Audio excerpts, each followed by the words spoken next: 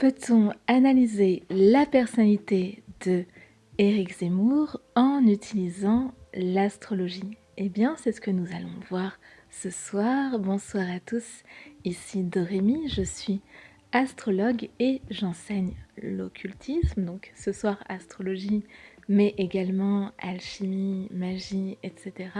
en utilisant la pop culture. Cette vidéo, je vais la diviser en 3 parties. La première partie, on va s'intéresser à certaines particularités dans le thème astral, à savoir la carte du ciel de Éric Zemmour. Dans une deuxième partie, je vous indiquerai qui pourrait être le potentiel rival ou la potentielle rivale de Éric Zemmour pour les présidentielles de 2022. Et enfin, dans une troisième partie, je ferai des prédictions par rapport à ce qu'il pourrait se passer pour lui dans les mois à venir à travers la révolution solaire. Donc on va voir un peu les grands changements dans la personnalité de Éric Zemmour et à travers le tarot astrologique, puisque j'ai tiré une carte du tarot astrologique de Georges Mucheri et je vous révélerai quelle est cette carte et quelle est sa signification. Premier point, mélancolie française. Vous voyez sur votre écran la carte du ciel, le thème astral de Éric Zemmour, né le 31 août 1958 à Montreuil. Alors, pourquoi avoir appelé ce premier point mélancolie française? Mélancolie française, je vous le rappelle, c'est le titre d'un de ses nombreux ouvrages, un livre qui avait particulièrement bien marché, qui s'était particulièrement bien vendu et qui était sorti en 2010. Je trouve que ce titre Mélancolie française, il est parfaitement choisi quand on analyse la personnalité de Éric Zemmour, puisque Éric Zemmour, premier point, est vierge, ascendant vierge.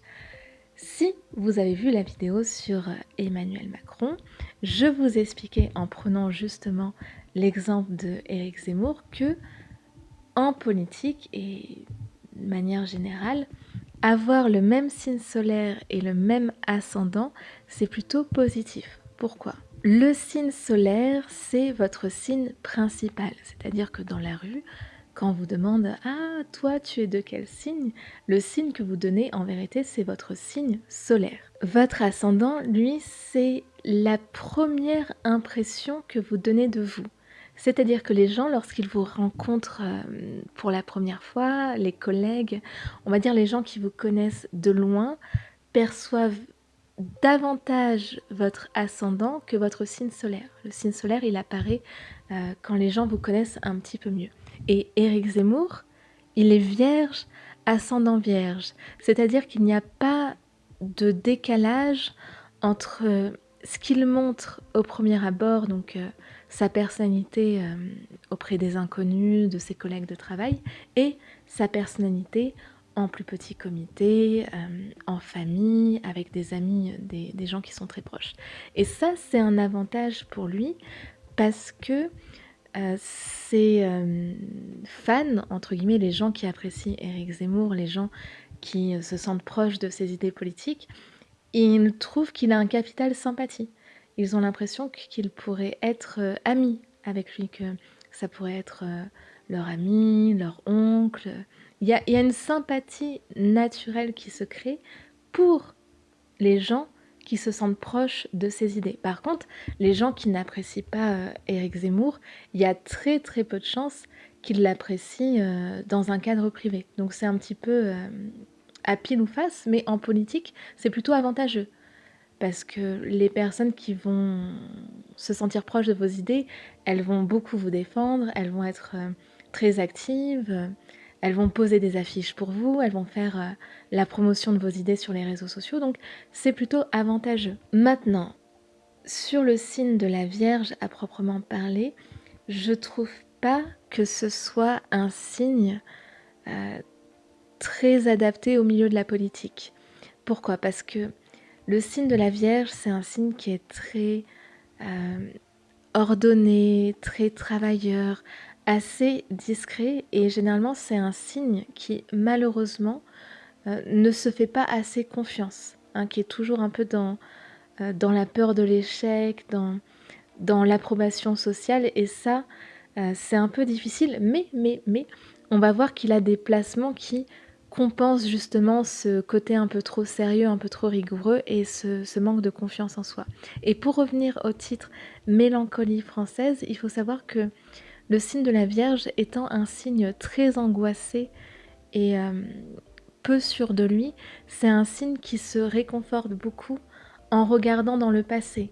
Il y a quelque chose de très réconfortant euh, dans la nostalgie, dans le souvenir. Donc le titre Mélancolie française, le terme mélancolie, je trouve qu'il colle plutôt bien à la personnalité de la Vierge et encore plus quand on sait qu'il est vierge, ascendant vierge.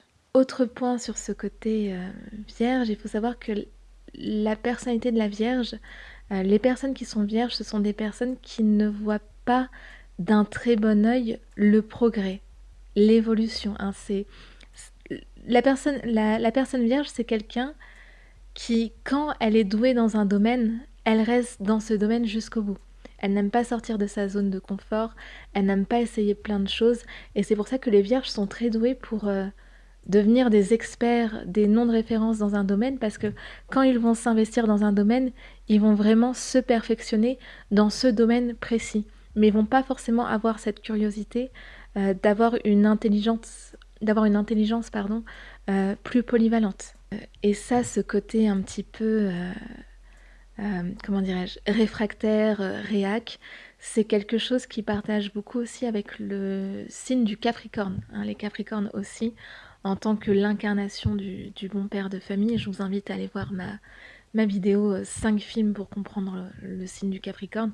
C'est un signe qui se retrouve aussi dans ce côté un peu réfractaire au changement, au progrès. Je ne dis pas que c'est une mauvaise chose, hein. Après, chacun sa personnalité, je fais juste un constat. J'attire votre attention sur le fait que Éric Zemmour, lorsqu'il a annoncé de manière plus ou moins officielle sa candidature aux élections là qui arrivent là, de 2022, il y a beaucoup de gens qui étaient surpris, mais quand on lit le livre Mélancolie française, qui est, je le rappelle, sorti en 2010, on avait déjà les prémices, le début d'une candidature. Pourquoi? Parce que Mélancolie française, son livre Mélancolie française, il s'inscrit dans la tradition de ce qu'on appelle le roman national. Qu'est-ce qu'un roman national?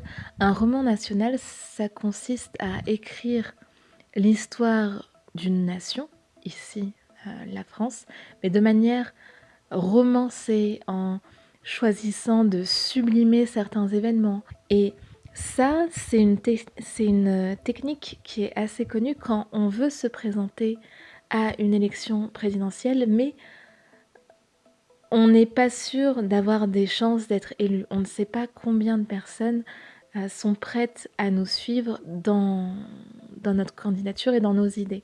Donc on écrit un livre un petit peu sublimé sur la nation et selon les ventes de ce livre, eh bien, on a un petit aperçu de est-ce que les gens sont prêts à nous suivre ou pas. Donc ça fait au moins une dizaine d'années que Éric Zemmour, au fond de lui, caresse le doux rêve de devenir président de la République ou en tout cas de faire son entrée à l'Élysée. Deuxième point, des mots sur des mots. Éric Zemmour a sa lune en poisson. Et la lune en poisson, elle est très intéressante parce que le signe lunaire, hein, ce qu'on appelle également le signe lunaire, il est très rattaché aux émotions du quotidien. Comment on agit dans notre quotidien d'un point de vue émotionnel. Donc, c'est en partie l'amour, mais pas l'amour au sens absolu, parce que ça, c'est plutôt Vénus. Mais voilà, c'est notre façon, notre côté émotionnel dans la vie de tous les jours. Et ça, je trouve que ça lui donne beaucoup de, comment dirais-je, d'intelligence linguistique. Vous savez, il y a une théorie selon laquelle il y a plusieurs formes d'intelligence, il y en a 8 si je ne me trompe pas, et parmi ces 8 formes d'intelligence, il y a ce qu'on appelle l'intelligence linguistique, l'intelligence des mots, hein, savoir manier les mots à la perfection. Et ça, c'est quelque chose de très poisson. Souvent les poissons adorent lire, hein, ils adorent se plonger dans des romans, surtout lorsqu'ils sont jeunes, parce que vous savez, Après, en vieillissant, on a moins le temps. Mais oui, les poissons, ils ont vraiment cette capacité innée de trouver les mots justes pour décrire une situation ou pour décrire un ressenti. Et Éric Zemmour, c'est un très bon orateur. Il n'a pas forcément raison sur le fond, ça dépend de vos convictions personnelles, mais il a l'art de s'exprimer de manière claire et de s'exprimer de manière convaincante. Et pourquoi j'ai appelé cette deuxième partie des mots sur des mots? Eh bien, c'est une phrase qu'il avait tendance à pas mal répéter, un petit peu moins aujourd'hui. C'est ce jeu de mots entre mots, M-O-T-S, et mots, hein, le mal, la douleur, M-A-U-X. Ce qu'il y a aussi de très intéressant, c'est que, je vous le rappelle, Éric Zemmour, il est vierge, ascendant vierge. Et le signe du poisson, sur la roue du zodiaque, c'est le signe opposé à celui de la Vierge. Et le fait d'avoir son signe solaire en opposition avec son signe lunaire, c'est quelque chose qui n'est pas facile à gérer, surtout que les poissons sont beaucoup plus sur les émotions que le signe de la Vierge. Le signe de la Vierge l'est également, mais c'est très enfoui. Hein. Les vierges, ils ont vraiment plusieurs couches dans leur personnalité. Et je pense que tout le côté émotionnel, émotif, c'est quelque chose qu'il a beaucoup de mal à gérer. Et c'est peut-être pour cela qu'il a un peu de mal avec la jante féminine. Pourquoi je dis cela? Éric Zemmour, on le sait, il a eu pas mal de débats houleux avec la jante féminine, en particulier avec les femmes qui se proclamaient féministes. Et ça, bizarrement, c'est peut-être lié au fait qu'il a du mal à accepter la forte énergie féminine de son thème astral et sur son rapport assez complexe avec les femmes et le féminin de manière générale. Je me rappelle qu'il était invité chez Rouf El-Krief. Donc Rouf El-Krief, c'est une journaliste de BFM. Et il lui avait dit les femmes n'incarnent pas le pouvoir. Je crois que c'était à propos de Christine Lagarde, ou voilà, il expliquait que Christine Lagarde, c'était plus ou moins une exception. Et elle lui disait, mais non, vous ne pouvez pas dire ça, ça ne se fait pas. Donc, bon, elle lui disait gentiment, il n'y avait pas de grand clash. Et il avait rectifié ses propos en disant, le féminin n'incarne pas le pouvoir. Et ça, c'est intéressant parce que si vous avez vu ma vidéo sur Fight Club, normalement, si je respecte mon agenda, elle sortira avant cette vidéo. Je vous expliquais que pour de nombreux philosophes et de nombreux penseurs, chaque être humain a une part d'énergie féminine et une part d'énergie masculine, mais pas dans les mêmes proportions. Et sa façon de dire le féminin n'incarne pas le pouvoir, quand on a des envies de pouvoir, eh bien c'est une manière de considérer son énergie féminine comme un fardeau. Sur le rapport Vierge-Poisson, sur les deux énergies très présentes dans son thème, il y a aussi, à travers les mots, une capacité à blesser, une capacité à exprimer de la violence. Ce que je veux dire par là, c'est que vous savez, il y a ce qu'on appelle la Vierge folle et la Vierge sage. Vous avez peut-être déjà entendu parler de cela, c'est qu'en astrologie, on estime qu'il y a des personnes qui sont vierges, qui sont plutôt vierges sages, discrètes, rangées, sérieuses. Et à l'inverse, il y a des vierges folles qui vont être beaucoup plus excentriques, beaucoup plus trash, beaucoup plus spontanées. Mais selon moi, de ce que j'ai pu constater à travers mes coachings, à travers mon expérience d'astrologue, c'est que chaque personne vierge est en réalité les deux. Hein, que le signe de la Vierge, tout comme le signe du Gémeaux, c'est un signe double. Que chaque personne vierge a un côté vierge folle et un côté vierge sage, mais ils ne montrent généralement qu'un aspect de leur personnalité. Et Éric Zemmour, qui au premier abord fait très vierge sage, peut voir dans les débats, les clashs, les polémiques, une manière d'exprimer son côté vierge folle. Mais enfin, tout ça pour vous dire que les personnes de la Vierge, elles ont toujours ce côté double. Elles sont jamais soit sages, soit folles. Elles sont toujours les deux. C'est juste qu'elles ne montrent qu'un seul aspect. Et il y a toujours une volonté de trouver d'une manière ou d'une autre une façon d'exprimer ces deux côtés.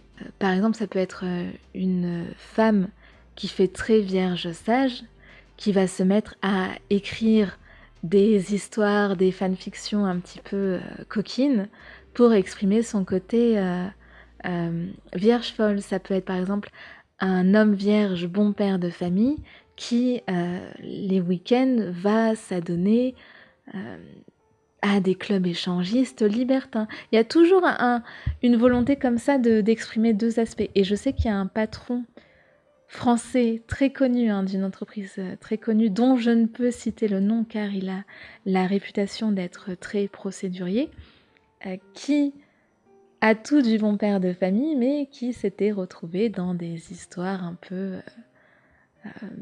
de cam girl, enfin des histoires un petit peu comme ça, olé olé, et on lui avait demandé mais qu'est-ce que vous êtes parti dans ce bourbier alors que vous aviez tout pour vous, une vie rangée, un travail, et il avait dit oui mais quand tu gagnes ton argent de manière un peu sulfureuse, ça n'a pas la même odeur, ça n'a pas le même goût.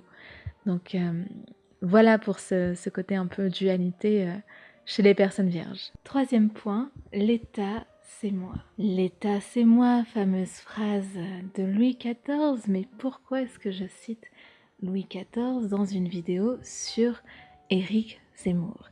Eh bien parce que Louis XIV a beaucoup de points communs avec Éric Zemmour, et aussi parce que j'ai envie de vous parler d'un point en astrologie que je n'avais pas évoqué dans la vidéo de Emmanuel Macron, et ce point c'est l'astrologie sidérale, appelée également astrologie védique. Qu'est-ce que l'astrologie sidérale? Eh bien, vous savez qu'en France et en Occident de manière générale, les signes astrologiques reposent sur les saisons.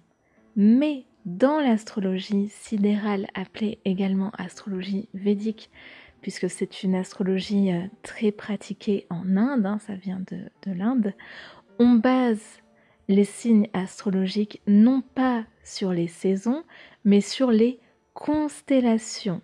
Ce qui fait que en astrologie sidérale, nous prenons en compte ce qu'on appelle la précession des équinoxes. Qu'est-ce que la précession des équinoxes? Bon, vous inquiétez pas, c'est pas compliqué. La Terre tourne autour du Soleil, vous le savez. Mais la Terre tourne également autour d'elle-même. Donc elle fait comme ça. Bon, c'est un petit peu dur à faire avec, avec une seule main.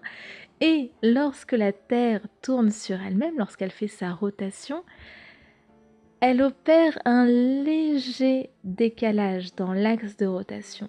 Et ce léger décalage a un impact en astrologie sidérale. Pourquoi? Parce que il se peut que, en vérité, dans l'astrologie sidérale, vous soyez du signe précédent. Par exemple, vous pouvez être Scorpion en astrologie tropicale ou occidentale, et vous retrouvez Balance, donc le signe précédent, en astrologie sidérale. Ça ne concerne pas tout le monde, c'est au cas par cas, et sachez que quand j'établis un thème astral, je regarde aussi si vous êtes entre guillemets victime de ce décalage. Donc je fais aussi le thème astral védique. Et dans le cas de Éric Zemmour, il est vierge en astrologie occidentale, tropicale, mais il est lion en astrologie sidérale. Et lion vierge, ce n'est pas du tout la même chose, même si avec l'expérience, je trouve qu'il y a beaucoup de vierges qui sont des lions introvertis dans leur comportement. C'est-à-dire qu'ils ont un grand besoin de lumière, ils ont un grand besoin d'attention, mais la timidité du vierge les empêche de réclamer la lumière. Alors vous allez me dire, mais comment on peut avoir 2 signes? Il faut savoir que l'astrologie sidérale, c'est très particulier parce que ça a l'air plus «scientifique» entre guillemets que l'astrologie tropicale puisque ça prend en compte, la précession des équinoxes. Mais dans les faits, dans son interprétation, c'est beaucoup plus, hem, mystique, spirituel puisque dans l'astrologie sidérale, on parle beaucoup de karma, de ce que vous avez fait dans vos vies passées. On relie également l'astrologie, aux prières, aux pierres également. Donc, il faut avoir quand même une certaine ouverture, d'esprit sur cette forme d'astrologie-là et on dit aussi que l'astrologie sidérale, elle a plus d'impact sur vous, arrivé à la deuxième partie de votre vie, c'est-à-dire après vos 30 ans, voire même après vos 40 ans. Il est vraiment dans cette énergie du signe sidéral et je trouve que plus le temps passe, plus il fait très lion, hein, mais un lion, un peu introverti et ce sont les pires. Les lions introvertis, ce sont les pires, les plus redoutables. Mais pourquoi est-ce que je vous parle de lion? Eh bien, quand je parle de politique, j'aime bien comparer les hommes politiques entre eux parce que je pense que chaque homme politique qui aspire à devenir, président de la République, qui aspire à, représenter la nation, s'inspire toujours d'un ancien chef d'État. Et dans le cas de Éric Zemmour, je pense que son modèle, ce n'est pas Charles de Gaulle, même s'il cite souvent de Gaulle, c'est Louis XIV et un peu plus indirectement Napoléon Ier. Et Napoléon Ier est du signe du lion et Louis XIV est du signe de la Vierge. Je n'ai pas calculé son thème sidéral, mais je suis sûre que c'était un lion en sidéral et vierge en tropical, parce qu'il y a un côté très solaire chez Louis XIV. Pour être honnête avec vous, j'étais sûre que Louis XIV était lion. J'ai été très surprise de voir qu'il était vierge, mais si on est dans cette dualité lion-vierge, ça prend tout son sens. Quatrième point, quel rival pour Éric Zemmour? Eh bien, sans grande surprise, ce sera bien sûr Emmanuel Macron. Et ce ne sera pas Emmanuel Macron parce qu'il est déjà président.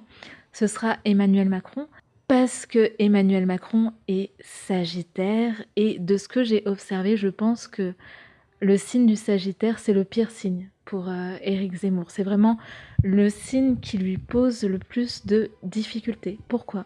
Le signe de la Vierge et du Lion, hein, on n'oublie pas, il y a cette petite dualité, est un signe qui est beaucoup plus naïf qu'il n'y paraît. C'est un signe naïf, mais qui sait le cacher. Le signe du Sagittaire est beaucoup moins naïf qu'il n'y paraît. En regardant pas mal de débats de Éric Zemmour, notamment dans l'émission On n'est pas couché, autant il était chroniqueur, mais pas que, j'ai remarqué que ses clashs les plus connus, la majorité de ces clashs, il les a eus avec une personne sagittaire. Exemple, Éric Zemmour face à Tariq Ramadan. Il était un peu en difficulté, je trouve. Mais Tariq Ramadan n'est pas sagittaire. Tariq Ramadan, il est vierge, comme Éric Zemmour. Sauf que quand Tariq Ramadan a été un petit peu mêlé à une sombre histoire avec des maîtresses, des femmes agressées, je n'ai pas tout suivi, mais en tout cas c'est une histoire qui a vraiment compromis sa carrière, hein, puisqu'il ne fait plus d'apparition. Il en était ressorti que Éric Zemmour échanger avec Tariq Ramadan, qu'ils n'étaient pas d'accord sur le fond, qu'ils avaient beaucoup de points divergents, mais il y avait une sorte de respect et d'admiration mutuelle. Donc, je ne vais pas inclure le débat Éric Zemmour versus Tariq Ramadan. Le débat qui me semble avoir mis le plus en difficulté Éric Zemmour dans sa carrière de chroniqueur, c'est bien sûr Éric Zemmour face à Aymeric Caron, hein, le fameux quelles sont vos sources? Et d'ailleurs maintenant, c'est amusant parce que dès que quelqu'un lui demande: «Oui, quelles sont vos sources?» il démarre au quart de tour, il fait: «Oui, heu, voilà, j'ai ça comme source». En fait, ça se le pauvre, je pense qu'il a été un peu traumatisé, par Émeric Caron. Maintenant, il a tout le temps ses sources, hein, il a tout le temps ses sources, c'est assez amusant. Donc il y a déjà ce clash Émeric Caron. Émeric Caron, vous l'avez deviné, Sagittaire. Il y a eu son clash avec Michael Youn, hein, où il lui avait dit vous faites de l'humour pour enfants de 4 ans, quelque chose comme ça. Donc ça aussi, ça a été assez repris dans les médias. Il y a eu quoi d'autre? Son clash avec Mazarine Pinjot. C'est ça son nom, j'ai un doute. Vous savez, la fille de François Mitterrand, c'est ça, Mazarine Pinjot? Bon, je mettrai son nom au cas où. Cette fois-ci, il n'était pas dans On n'est pas couché, je ne sais plus dans quelle émission il était, mais là aussi, c'est parti en clash. Il a eu son clash également, jusque-là, je cite que des Sagittaires, hein, avec Francis Huster. Donc là, c'était dans l'émission de Thierry Ardisson, hein, ça remonte un petit peu, puisqu'il venait faire la promotion de son livre sur les relations hommes-femmes. Donc là aussi, c'était un petit peu parti dans les tours.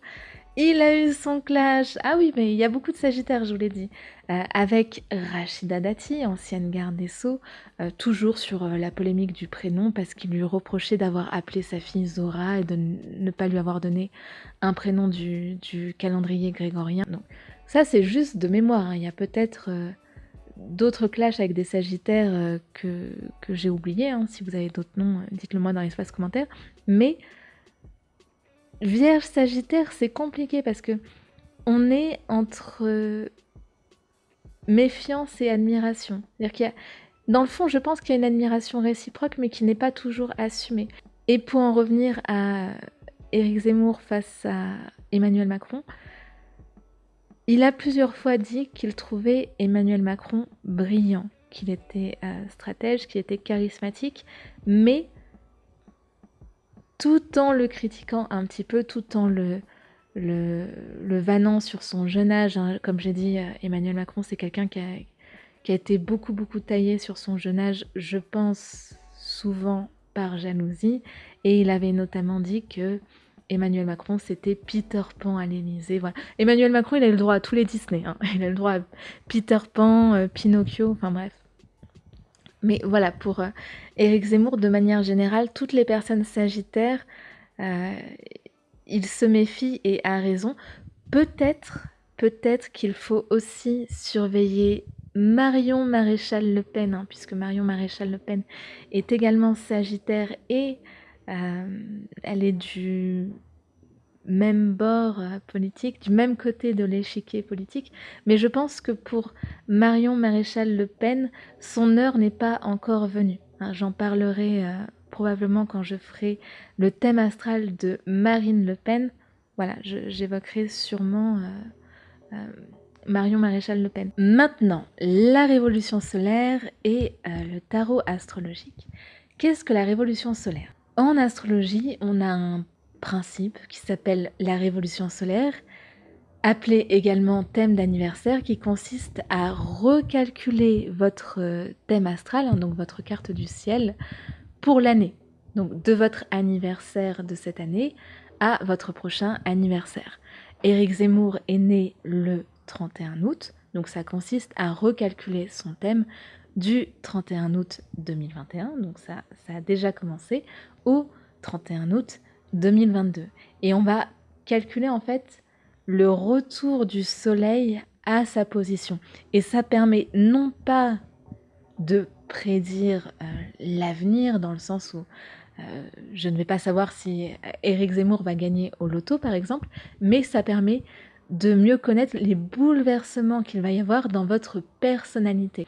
Le premier grand changement que je vois, hein, parce que je ne vais pas tout analyser, c'est qu'il va passer d'une personne vierge, ascendant vierge, hein, comme on l'a déjà évoqué, à une personne vierge, ascendant Scorpion. Donc son ascendant passe en Scorpion, ce qui est plutôt une bonne chose pour lui, hein, puisque le côté Scorpion va lui apporter un côté beaucoup plus stratège, beaucoup plus secret, mystérieux. Donc je ne serais pas étonnée qu'il il fasse une grande partie de sa campagne en coulisses, hein, qu'il y aura beaucoup d'alliances, de pactes un petit peu secrets qui seront entre lui et d'autres candidats ou d'autres personnes voulant lui apporter son soutien. La deuxième chose que je vois, c'est davantage d'énergie balance, tiens, comme Emmanuel Macron aussi qui va avoir davantage d'énergie balance, mais là où Emmanuel Macron, comme je l'expliquais, vraiment je vous invite à aller voir la vidéo sur Emmanuel Macron, va être davantage dans la séduction hein, à partir de cette fin d'année. Éric Zemmour, il va pas être dans la séduction, mais il va plus être dans le dialogue, notamment dans le dialogue avec des personnes assez réfractaires à ses idées. Il va aller au contact avec des personnes avec qui il n'a pas l'habitude de discuter. Donc il va un peu sortir de sa zone de confort par rapport à cela. Autre point positif, hein, pour l'instant, globalement les placements sont bons. Hein. Globalement les placements sont bons pour lui. Il va avoir Jupiter en Verseau maison 3, puisque vous savez, en astrologie, il y a également les maisons hein, qui nous donnent davantage de précision. Et la maison 3, elle est connue pour être la maison des déplacements. Donc un placement Jupiter en maison 3 Verseau, cela indique qu'il va être beaucoup plus dans la rencontre avec les gens. Oui, je pense que c'est vraiment ça son gros changement, c'est qu'il va sortir un peu des plateaux télé, des débats télévisés avec des personnalités politiques pour aller au contact des gens, pour parler même avec des gens qui sont pas forcément proches de ses idées. Et en plus, Jupiter en Verseau, ça donne beaucoup de courage et beaucoup de sociabilité. Là où d'habitude, il a Jupiter en Balance, et Jupiter en Balance, ce n'est pas un super placement parce que la planète Jupiter, c'est vraiment l'expansion, la croissance, la prise d'action un petit peu. Et la balance, bah, c'est un peu un signe indécis. Donc là, le fait d'avoir ça en Verseau maison 3, c'est plutôt positif pour lui. Maintenant, vous l'attendiez, la carte que j'ai tirée pour Éric Zemmour, donc la carte du tarot astrologique de Georges Mucheri, hein, c'est le seul tarot que je possède puisque je suis astrologue avant d'être cartomancienne, donc j'utilise cela comme complément de mes analyses astrologiques. Et la carte qui va symboliser vraiment les mois à venir pour Éric Zemmour, c'est la carte du Scorpion. J'espère que vous la voyez dans le bon sens. Je vais vous faire une vidéo, vous la verrez de plus près. Scorpion 10 aussi, j'ai oublié de le préciser parce qu'il y a plusieurs cartes Scorpion. Là, le fait qu'il y ait 10 indiqué en haut indique que c'est le Scorpion, mais l'énergie nuancée du Scorpion. C'est pas la pure carte Scorpion. Je vais vous lire la signification de cette carte par Georges Mucheri lui-même et on se quittera là-dessus. L'image représente un serpent. La tête rejoignant la queue forme ainsi le cercle et forme le symbole gnostique et sacré de ce qui est sans fin ni commencement. Symbole dont ne parlent que secrètement et dévotement les prêtres des initiations suprêmes. Synthétiquement, cette lame permet d'apporter une continuelle perfection dans ses œuvres, de se croire immortel et de ne jamais abandonner ce qui a été commencé. Cette lame, donc cette carte, est un facteur de santé, de vitalité, d'autodéfense. Elle peut causer de nombreux avatars dans la vie, des alternatives de haut et de bas, mais permet, en définitive, d'arriver à ses fins. C'est très intéressant parce que déjà, Éric Zemmour va passer depuis le 31 août 2021 en ascendant Scorpion, donc l'énergie scorpionesque, on va vraiment la sentir, je pense, chez Éric Zemmour pour cette fin d'année et l'année prochaine. Après, j'attire quand même votre attention sur quelque chose, c'est que c'est une carte qui est plutôt positive, hein, vous l'avez sans doute compris, mais le Scorpion, il est très rattaché à la notion de karma. Et c'est vrai que le Scorpion, c'est vraiment, je passe d'un très grand succès à une traversée du désert. Et Éric Zemmour, par rapport à toutes les polémiques qu'il a eues, il n'a jamais eu de vraie traversée du désert. Donc, je serais lui mollo avec les phrases un peu choc, un peu polémiques, parce qu'il pourrait avoir la phrase de trop. Et en plus de ça, ce qui est intéressant, c'est que Éric Zemmour, il est chemin de vie 8. Alors chemin de vie 8, c'est la numérologie. Et le chemin de vie 8, pour grossir vraiment le trait, c'est très rattaché à l'énergie du scorpion. Hein. Le symbole du 8, c'est aussi le symbole de l'infini. Hein. Il n'y a pas de fin et il n'y a pas de début dans le symbole du 8. Donc, j'ai envie de dire, Éric Zemmour, il faut quand même qu'il fasse attention, hein, parce qu'il n'est pas à l'abri d'un drama, d'un fantôme du passé qui revient. Voilà, s'il se tient à carreau et s'il n'a pas trop de malchance, ça devrait plutôt bien se passer pour lui dans les mois à venir. Si vous voulez que je fasse votre thème astral, si vous voulez m'appeler pour qu'on discute d'astrologie, si vous avez rencontré un charmant jeune homme, une charmante jeune femme et vous voulez savoir si ça peut coller, si vous voulez que je fasse tout un tirage de cartes, hein, pas seulement une carte pour vous, bref. Si vous avez besoin d'une astrologue professionnelle, mon site est dans la description de la vidéo et en top commentaire. Et aussi, vous avez un petit e-book gratuit que vous pouvez télécharger pour en savoir plus sur votre signe lunaire. Je vous dis à très bientôt pour une prochaine vidéo sur l'occultisme dans la pop culture. À bientôt, ciao!